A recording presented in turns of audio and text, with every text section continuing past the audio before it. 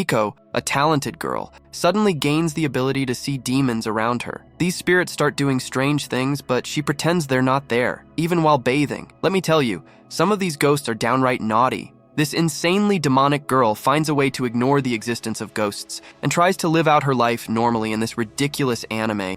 We see a lady running for her life. She rushes into her apartment and slams the door shut. She peeks through the spy hole, but sees nothing except a flickering light. She turns on the light switch, but nothing happens. She moves further in to turn on the table lamp, wondering what in God's name is happening. Suddenly, the microwave lights up, beeps, and goes off, but it's not over. The fridge opens, glowing as bright as day, and a hand emerges. The scene ends with a scream, just a TV show. In reality, Miko Yotsuya enters her living room, glued to her phone, and sits down. Her brother informs her that the bathroom drain is clogged, to which she says it's probably his hair. Miko brushes it off as her alarm tone wakes her up. She looks out the window and sees a man struggling with his barking dog. She heads downstairs for school. Her family warns her about the rain. At school, Miko is greeted by a friend, Hana Yurikawa, a sumptuous girl with jugs so magnificent they deserve my hands on them. Hana playfully jumps back, hoping for a reaction, but Miko remains unfazed. In the middle of their chat,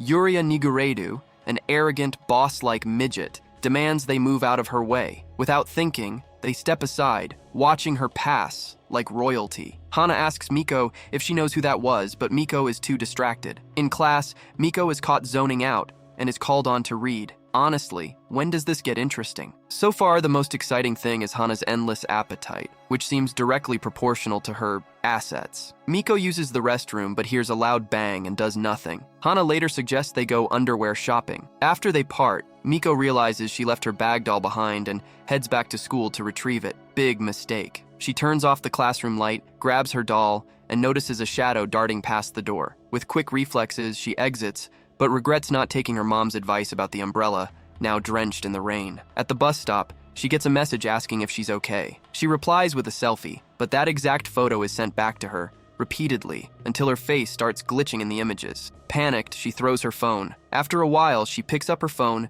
and sees a reassuring message. But as she looks up, there's a spirit with a terrifying, disfigured face standing in front of her. Can she see it? Both the spirit and I are wondering. Miko stays calm, clutching her skirt as if nothing is there. The spirit keeps asking if she can see it, but eventually leaves when it doesn't get a response from me. That must have been a lot of pressure. Finally, she lets her fear show. At home, another spirit appears while she's brushing her teeth. This time, it's preceded by a handprint on the mirror. She pretends not to notice, but as soon as it's gone, she grabs a pile of salt and places it at her door. Lying in bed, she searches for prayer beads, but notices that the salt has spilled slightly. She turns over and feels something nudge her under the blanket. It's another spirit, this one calling her mama. Again, she acts like nothing is there. The next morning, she heads to school. While talking to Hana, Miko notices a shadow pass by the third-floor window. In the hallway, another spirit shows up, asking if Miko can see it. Hana, oblivious, can't see the spirit, which stands between them. Miko stays silent and doesn't react, but Hana grows concerned, thinking Miko might be trying to confess her love to her. Poor Miko is dealing with spirits, and Hana's imagining romantic confessions. In the changing room,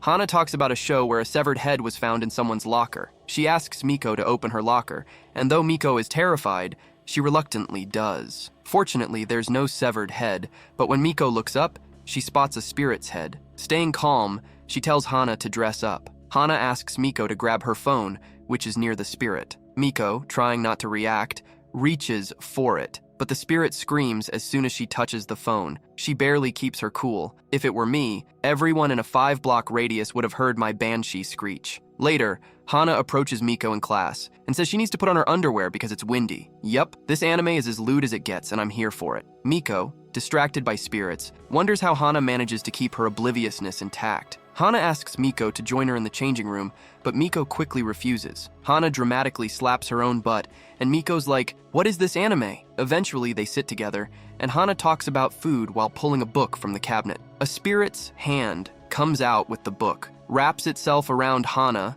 and Miko, in a panic, pushes the table away, trying to distance Hana from the spirit. Hana, meanwhile, is completely unaware and grabs a stethoscope, placing it on her chest. She complains about her boobs getting in the way and looks at Miko, who is noticeably less endowed, and says, "Let's try it on you." Miko cleverly diverts Hana by offering sanitizer, thinking the alcohol might affect the spirit. When she sprays it all over Hana's shirt, the spirit reacts dramatically, like a demon being exorcised. Hana demands an apology, but before Miko can react, the spirit starts looking like it wants to possess her. Luckily, the physician walks in, scolding them for missing class. Unfortunately, the spirit jumps onto the physician, wrapping around her, and of course, it puts its hand on her breast. These spirits sure have a thing for breasts. Feeling down, Miko stays quiet while Hana rambles on. You can tell she's feeling insecure, being the least gifted between her, Hana, and the physician. Things only get more absurd when Miko and Hana visit a donut shop. Miko, lost in her phone,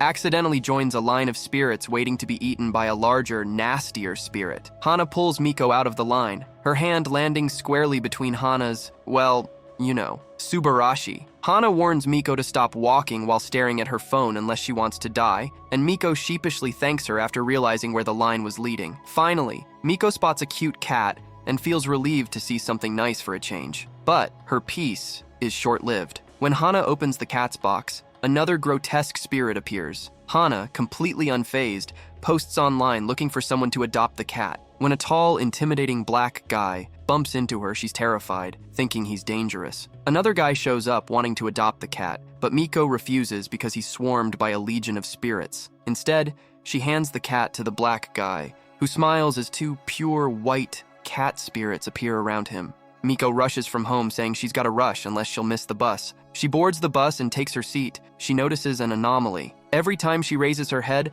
a certain person changes position, and every time it draws nearer to her, she wonders if it's a spirit. Her thoughts conflict. I have a fear it's the guy that wanted the cat. I feel so sad that she had to sit there and hide her feelings. These spirits don't look appealing for nothing. You can't even manage the sight of the disgusting thing, and yeah, I was wrong, it wasn't the guy who wanted the cat. They get to a bus stop and the spirit literally comes down and goes to the window where she's sitting. Something I don't understand is, why do they always keep walking around her asking if she sees them? I guess they're lonely, but is that how something is hanging around me all the time and I can't tell? God, please. She arrives at her location. Another thing I love about anime are the names of their restaurants. You can't see Starbucks, but my dear, you will see Starherk. She anxiously waited for Hana's arrival, and the guy who wanted the cat walked in and sat down. The spirit that follows him tells him she loves him, and he should not leave. I've got a lot of questions, like does he actually see the spirits too? He catches her staring at him and looks at her smiling. Bro. The spirit gets so pissed off and walks toward Miko.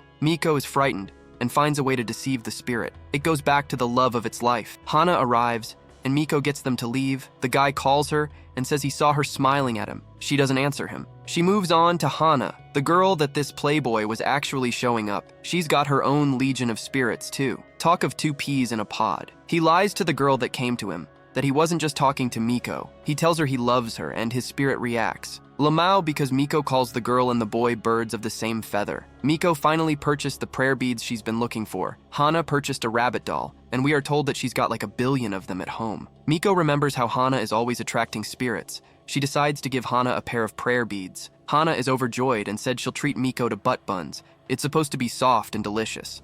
Hana says it's past a very dark alley. Hana, with no knowledge of what's going on around her, she just runs into the alley and it's actually full of those spirits. But the spirits give way. Because of the prayer bead, seeing that it works, Miko advances forward like a soldier whose backup just arrived. She hits a pause as a bigger and more terrifying spirit shows up in between her and Hana. The spirit said the word itchy, and the bead broke into 1,000,000 pieces. Hana walks back towards Miko after hearing that the needs were broken. She said they should return to where they got the needs and ask for another. Miko is conflicted in her thoughts, and in the midst of everything, she just walks through the spirit. It was terrifying for her. Life doesn't just go easy for Miko. Damn, life is just doing her dirty. After the terrifying event, Hana saw her rabbit doll right underneath the spirit. Miko didn't let her go anywhere close to it, and with great sacrifice, Miko picked up the rabbit doll. They finally purchased the buns and sat at a corner to eat. At least, something good happened. In the midst of a conversation, Hana gets up with her mouth full and says she knows a place. Remember the arrogant girl from earlier, Yuria, who told Hana and Miko to get out of her way? Can't remember how she said it, but it was something like that. We see her squatting behind a signpost and peeping at someone's shop. Miko and Hana arrive at the shop asking for a powerful prayer bead. The old lady goes in and gets a random bead because she's just doing business for scam. How much will kids have? Immediately Miko put on the bead. It broke. This old lady realizes something is up but acts cool like nothing serious just happened. Apparently, the spirit from the alley follows her about. the old lady decided to give Miko her most powerful bead. I mean, when they opened the box it was in, the beads were shining like this. Miko puts it on.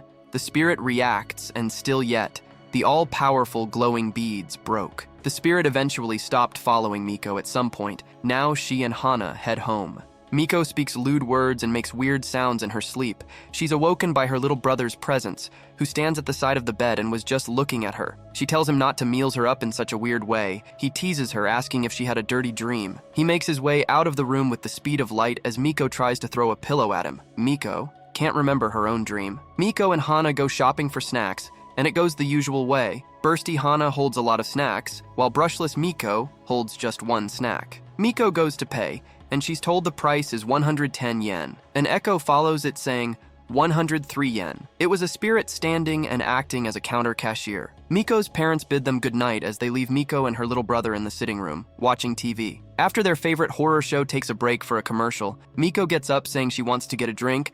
Her little brother asks for a Coke. She gets to the vending machine, and putting her coin into the slot was a very big issue for her. The coin fell and rolled under the machine. She bends down and sees a little spirit, and for some reason she thinks it's cute. She even fakes her coin falling again, so she could follow the spirit, but gets her heart severely broken as she realizes that it ran to a bigger spirit. She instantly regrets going after it and thinking it was cute. She tries to pick up her coin, but she shakes in so much despair, and in a bid to pick up the coin with her shaky hands, a crow flies into the scene and swipes the coin. Miko grabs this opportunity and runs away. On her way back from school, two people spy on Miko, her little brother and Yuria. Her little brother follows her because he has noticed something is off with his Nissan. Yuria is just being a creep.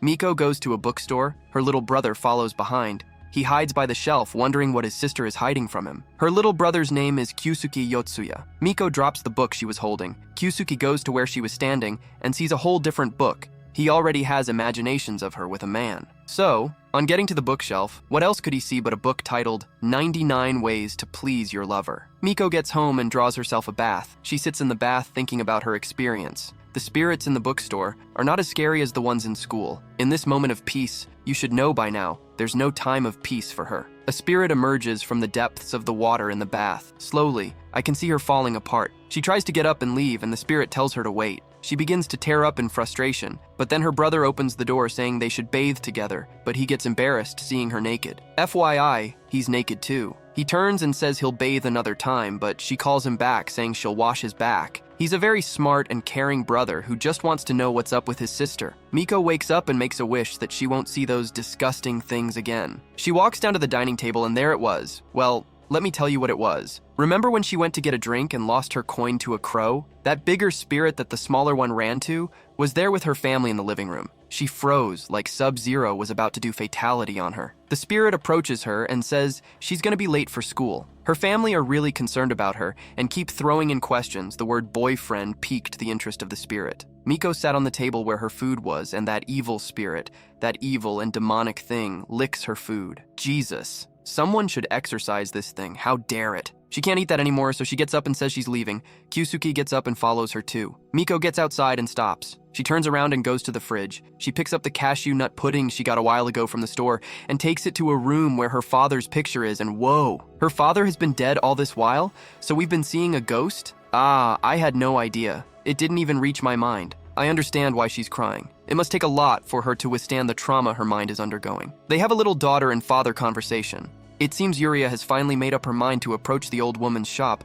but to my greatest surprise, she asks the old woman to take her as an apprentice. The old woman denies, saying she's not in need of one at the moment. The old woman gave Yuria one of her fake prayer beads that's brimming with power, just so Yuria can leave her alone. Yuria walks away thinking the beads are some sort of acceptance for her to be an apprentice. Yuria sees a spirit, not like how clear Miko sees them. She sees one spirit just aimlessly walking and says she'll leave it since it's not causing any harm. That's interesting. She's given a brief intro. She can see those spirits too. She is from childhood. They don't scare her anymore. She's trying to learn to exorcise them. The old woman is supposed to teach her, or she's to learn from her. The name of the old woman's shop is called Grandmother, so let's call it that. Yuria returns the next day and her heart is broken as she finds out that grandmother has been closed down. A neighboring seller informs her that grandmother moved to the countryside because apparently she had met with the limit of her power. Yuria is awed, saying that grandmother is the best spiritualist she knows. The seller tells her that the lady customers she had were 2 girls, and coincidentally Hana and Miko pass by. They also notice that the shop was closed. Yuria recognizes them as girls from the other class,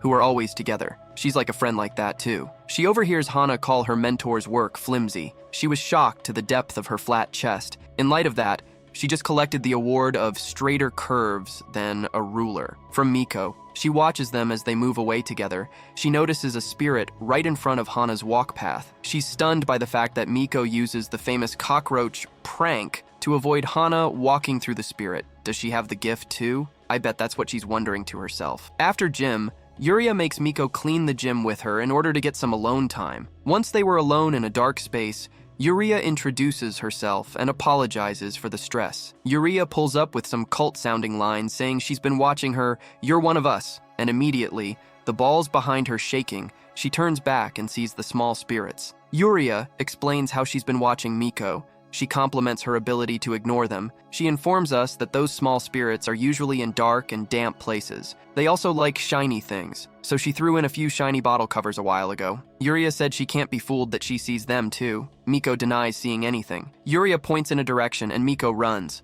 calling them roaches. Yuria is marveled by the fact that Miko denies and points to the direction of the small ones again. Miko in her thoughts agrees to the fact that she sees it, but then there's a bigger one in the room that Yuria does not see. The bigger spirit pulls closer to them asking if they can see it. Miko is busy trying her best so the spirit doesn't acknowledge that they can see it. She uses a wrestling style to lock Yuria and cause her to fall unconscious. Yuria woke up at the infirmary. Miko tells her that she was sorry for what she did. She didn't have to do that. Miko was conflicted at first between telling her and keeping up the lie of not knowing anything, but she concluded that since Yuria can't see them, let's keep her in ignorance for it is bliss. Yuria misinterprets everything that Miko said as a threat. Miko steps out of the infirmary. Hana popped out of nowhere asking if it was true that she choked a Class 2 student to death. Miko was on her way home late at night. She got a text from Hana asking for them to exchange pictures of them in underwear. S3P new, if you don't get what that word was. Write it out and turn it upside down. Miko gets to a flight of stairs and sees a spirit.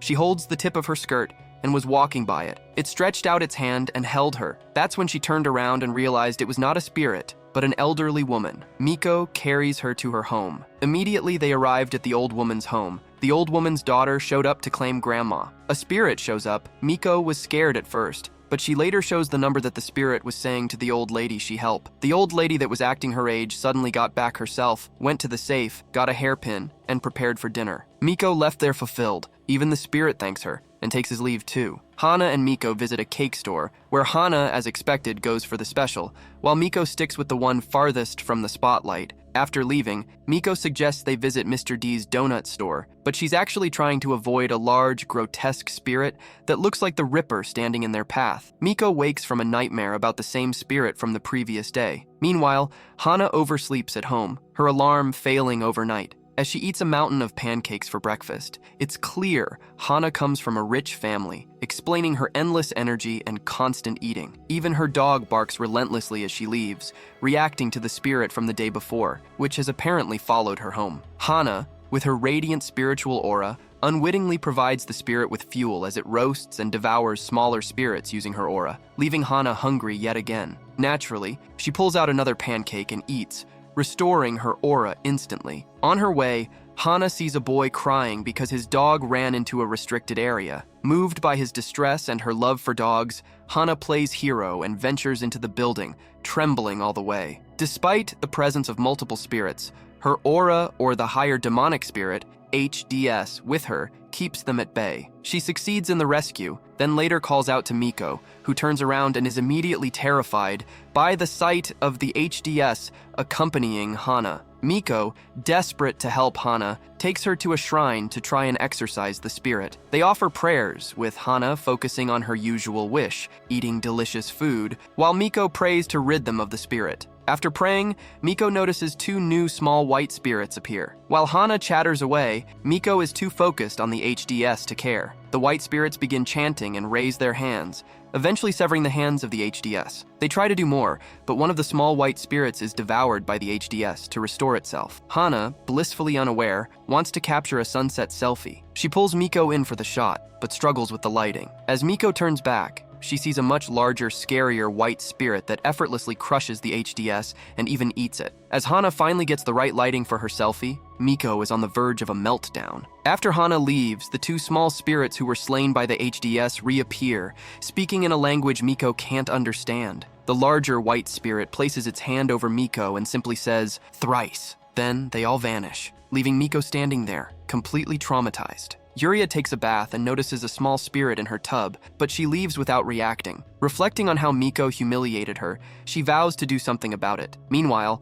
Hana excitedly shows Miko the number of likes she got from their shrine photo, feeling she has unlocked some photography talent. She even buys an instant camera and snaps a picture of Miko. Yuria arrives and grabs the photo from Miko, prompting Hana to mention the girl you strangled. I would have laughed uncontrollably if I was there. Yuria offers to show Hana some scenic spots for pictures, and Hana's excitement leads to a hilarious moment. She smothers Yuria in her large, soft breasts. Yuria faints, overwhelmed and thinking about figuring out Miko's powers, while I'm just over here praying for my turn to be suffocated like that. It's the weekend, and Yuria leads them through a tunnel known to seers as dangerous. Miko senses the evil, but, like in every horror movie, they proceed anyway. Hana, reacting to a drop of water, suggests turning back. Miko fakes a trip to divert them, which Yuria misinterprets as Miko casting a spell and creating a barrier. The spirits of the tunnel soon emerge. Hana starts second-guessing the adventure, and Miko agrees they should leave. But Yuria convinces Hana to press on,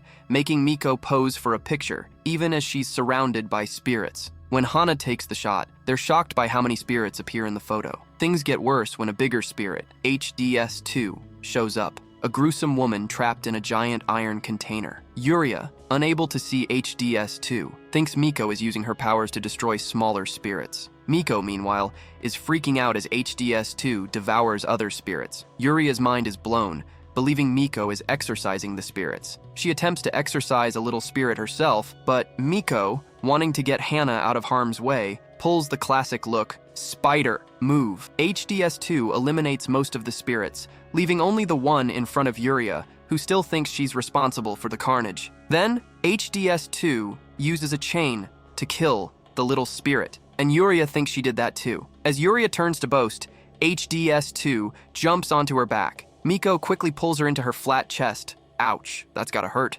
saving her just in time. Just as HDS2 gets closer, the two little white spirits from the shrine appear and cast a spell on it. They don't kill it, but they scare it off. The group gathers their belongings and heads out, breaking the #1 rule of horror movies by leaving with their lives intact. On the bus, Yuria and Miko look somber, knowing what they've seen. Hana pulls them in for a picture, where the only noticeable difference is their expressions and, well, their boobs. Hana sends them the picture, and they decide to go to Mr. D's. Yuria, realizing she's finally made friends, sets the picture as both her wallpaper and lock screen. Miko and Kyusuke go shopping for a gift for their mother. The retailer suggests Miko try on the dress, but she insists it's for her mom. Kyusuke points out that they are the same size, so she reluctantly tries it on. While in the changing room, a spirit appears next to her, which has become a regular occurrence. Kyusuke pesters her about being done, but she tries to focus on the dress. The spirit moves closer and compliments her, which freaks her out. Kyusuke finally pulls back the curtain, and both he, the retailer, and the spirit compliment her look. Miko opts to keep the dress on, not wanting to go back into the changing room because of the spirit. They visit another store where Kyusuke shows her a typical bro shirt featuring a chainsaw shark. Later, they take the train, and Kyusuke falls asleep on Miko's shoulder. A spirit appears. Let's call it the Axeman. He moves down the row of seats, swinging his axe at passengers, but not harming them physically. He eventually strikes the person before Miko, saying, "Found it," and pulls a spirit from them. As he approaches Miko, she tries to wake her brother, but he stays asleep. The Axeman swings at her, but nothing happens, just a brief blackout scaring Miko. They get off at the next stop, and despite the odd events, their mom must feel proud to have such thoughtful kids. Later, Hana rubs their pregnant teacher's belly, excitedly talking about the baby. Miko sees a small spirit floating around the teacher, coming and going from her stomach. She worries about whether she should say something, but ultimately just advises the teacher to be careful around stairs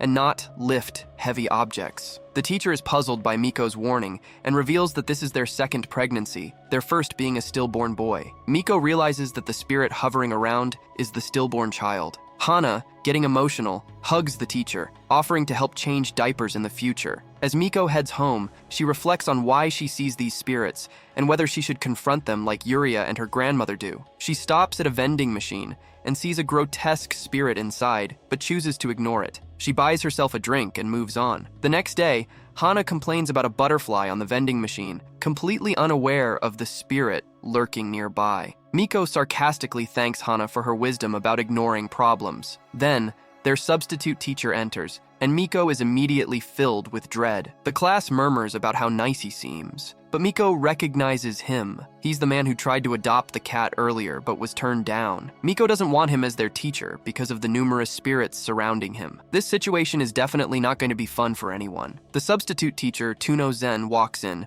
causing Miko instant dread. He introduces himself, and the classmates find him chill. Hana identifies him as the guy who tried to adopt a cat, but was rejected. Miko, however, is on edge. This guy has a pack of animal spirits around him, and she knows this won't be fun. Zen starts to take role, but the girls in class interrupt, asking him to share personal details like if he has a girlfriend. Zen ignores them and continues with attendance. Hana tries to remember where she saw him before, but she's too distracted by her snacks. At lunch, Miko and Hana head to the school store. While Miko buys something simple, Hana loads up on snacks. As they walk back to class, Hana struggles to recall where she's seen Zen before, but hunger distracts her again. She remembers she forgot an after-lunch snack and rushes back. Meanwhile, Miko notices Zen walking by, and then sees mysterious prints appearing on the glass near him. Zen looks in her direction, but Miko quickly ducks out of sight. Freaked out, she runs to the bathroom, hides in a stall, and listens for any signs of the spirit following her. After hearing some girls leave, she relaxes, until a spirit emerges from the toilet sink. Miko tries to play it cool, claiming she needs toilet paper and will check another stall, but the spirit watches her move. She enters the next stall and finds Yuria eating lunch there. Yuria's lunch breaks are now officially with Miko and Hana. As Hana offers Yuria some bread, Miko spots Zen again and silently vows to protect her friends. Suddenly, a higher demonic spirit appears behind Miko, warning her not to look at Zen. Terrified, she begins to cry, but blames it on something in her eye when her friends ask what's wrong. After school, the group visits a haunted house, owned by Mr. D. Hana is both scared and excited, but only she seems freaked out by the early, inanimate scares. The real terror begins when a butcher scare chases them, sending them running in panic. More scares pursue them, but Miko realizes something. She can scream now because everyone else can see the scary things too. She lets out a scream of pure joy, which confuses Yuria, who notices Miko smiling through her screams. They finally reach the end, get their stamp, and head back to the entrance. As they do, a spirit shows up, and Miko almost mistakes it for a haunted house scare. With all the scares chasing them to the exit, the spirit joins in, making Miko snap and scream, "Leave me alone!" For once, she feels free to yell at a spirit, though no one else understands why. The girls make it outside, claim their box of donuts, and Miko whispers to Yuria that they should visit a real haunted house sometime. Zen is having a quiet conversation with someone while holding a bowl of soup. The person, who made too much, expresses concern about the many crows seen around lately. As soon as she mentions this, Zen's eyes widen in worry. She also says she heard something terrible happen in the park. Someone went after a cat. At that moment, the crows outside start reacting, flying around. Zen tells her he'll wash the container the meat came in and return it. As he locks the door to leave, she stops him, asking what happened to his hand after seeing some blood. Zen lies, saying he broke a glass, but we know that's not true. He pours the soup down the sink, muttering a saying about not wasting food. After that, he goes out to throw away the trash. The crows definitely seem strange, and they've caught Zen's attention. At school, the class is running laps on the track. Hana complains about how hungry she's been lately. Miko teases her, saying she eats enough for the whole country, but Hana is genuinely concerned because her hunger has been unusual these last few days. When the teacher announces one final lap, they start running again. Miko makes the mistake of getting too happy, and like in anime, when characters jinx themselves, she suddenly feels down again, as if something is dragging her mood down. Miko slows down and Hana catches up. Later in class, students are reading aloud, taking turns. Zen, who is also the teacher, has a jealous spirit constantly around him. This same spirit had warned Miko not to look at Zen before, and now it seems even more attached to him. Despite the unsettling presence of the spirit and others resembling cats, Miko keeps calm. As the jealous spirit moves, it finally returns to Zen, irritating Miko. She thinks about asking for help from the Axeman she met before, but hesitates, unsure if it's worth involving him. Zen, unaware of Miko's inner struggle, asks her to read the next passage. Miko stands, trembling as the spirits stare at her. Though scared, she starts reading, tears forming in her eyes. Just as Zen approaches, likely noticing her tears, Hana's stomach growls loudly, saving Miko from the moment. It's like one of those convenient distractions in anime that show up right when needed. Miko uses it as an excuse to take Hana out of class and escape Zen and the spirits. They head to the infirmary. Yuria, another friend, sees them and follows. She joins them in the infirmary and asks what's wrong. Hana explains she's been unusually hungry, and Yuria offers her some candy, which Hana eats at lightning speed. In that moment, Miko realizes something critical. The spirits around Zen are draining Hana's energy, making her hungrier than usual. Yuria hints at this, but tries to downplay it. Miko, however, connects the dots before Yuria can fully explain. Miko realizes Hana's life aura is being consumed by the spirits. Sensing that Miko understands, Yuria quickly makes an excuse to leave. Later, Miko and Hana go to the park. Hana, as always, has snacks. Miko sits in thought, noticing that nearly everyone in the park has a spirit with them, except Hana. She wonders if Hana's strong life aura keeps spirits away. As they sit, some kids pass by, waving at Hana and Miko. One kid, holding a balloon, seems off. Suddenly, the balloon bursts, revealing the kid is actually a spirit in disguise. Before it can attack, two small white spirits from the shrine appear and defeat it. But one of the white spirits is lost. The remaining one holds up two fingers before disappearing. Miko remembers the shrine spirit's warning. They would save her 3 times. This was the second time, meaning only one rescue remains. Zen remembers his childhood when he got 98% on his test and eagerly asked his mom if he could play outside. His mom refused. Then, a kid called out, reminding Zen they were going to be late for a birthday party. Zen's mom overheard and guilt-tripped him, saying he should go, if it feels right to betray your mother like your father did. She dug her fingers into his head. Zen eventually left, but ruined the gift for his friend. A cat passed by, and he stared at it with sad eyes. A student's voice brought him back to the present, and Zen told the next person to read in class. In class, Hana was snacking while Mo watched silently. As school ended, everyone headed home. Hana invited Mo to her favorite store, but Mo declined, claiming she had other plans. Secretly, Mo trailed Zen, avoiding looking at him because of the jealous spirit following him. She knew if the spirit noticed her, the white spirits would have to save her, and that would be the last time. Mo resolved to handle things herself, knowing the spirit's presence would soon hurt Hana. Zen took a suspicious route, slipping into a dark alley where Mo saw him with a cat. She almost called the cops, but noticed he was gently trying to pick up the cat. In a panic, Mo yelled for him to stop. Zen recognized her as the girl who hadn't let him keep a cat before. The cat ran to Mo, and Zen, confused, began questioning her. Mo fled, leading to a classic chase scene. As she stumbled, Zen caught up, demanding to know why she was doing this. The jealous spirit hovered nearby, watching them both. Suddenly, the cat darted into the street. Without hesitation, Zen jumped in front of a moving vehicle to save it. Mo was shocked. Maybe Zen wasn't the bad guy she thought. The scene shifts back to Zen's childhood. He had taken in a stray cat and cared for it in secret, hiding it from his controlling mother. One day, his mother discovered the cat and killed it, accusing Zen of betraying her. In the present, Zen wakes up in the hospital and immediately asks Mo about the cat. She reassures him that the cat is safe and being taken care of by her family. Curious about everything she had seen, Mo asked Zen what was really going on. Zen explained that he had been trying to save cats, but most of the ones he found were already dead, which is why dead cat spirits constantly followed him. Satoru, Zen's friend, entered the room and explained that he was the one who took in the cats Zen couldn't keep. He ran an animal hospital, and whenever Zen found a cat, Satoru would care for it. Satoru also revealed that the jealous spirit following Zen was his mother. She had been so controlling in life that she wouldn't let anyone get close to Zen, and even after her death, she continued to haunt him. Realizing this, Mo was determined to get rid of the spirit. She She went back to Zen's room and suggested he adopt a cat once he was better.